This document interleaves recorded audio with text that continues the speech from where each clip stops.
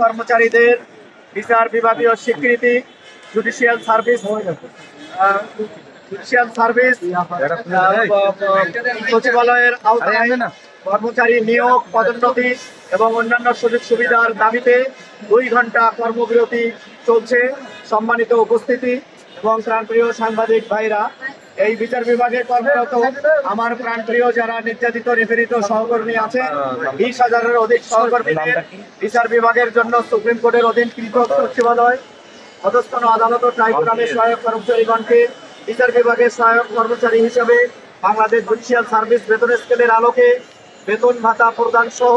বিদ্যমান judicial service বেতন স্কেলের প্রথম থেকে 6ষ্ঠ গ্রেড পরবর্তী প্রথম থেকে 6ষ্ঠ গ্রেড বিচার বিভাগীয় কর্মকর্তা অর্থাৎ বিচারকদের জন্য সংরক্ষণ রেখে পরবর্তী 7ম থেকে 12তম গ্রেড মুক্ত করার জন্য এবং বিদ্যমান মূলক পদ বিলুপ্ত করে যুগোপযোগী পদ সৃজনপূর্বক যোগ্যতা ও জ্যেষ্ঠতার ভিত্তিতে পদোন্নতির সুযোগ রেখে স্বতন্ত্র নিয়োগ বিধি প্রণয়ন করার জন্য এবং এই 2 ন্যায্য দাবি আদায়ের জন্য কর্তৃপক্ষ এবং সরকারের ঊর্ধ্বতন কর্তৃপক্ষের দৃষ্টি আকর্ষণের জন্য আজকের এই স্বতঃস্ফূর্ত কর্মবিরতি সারা দেশে পরিচালিত হচ্ছে।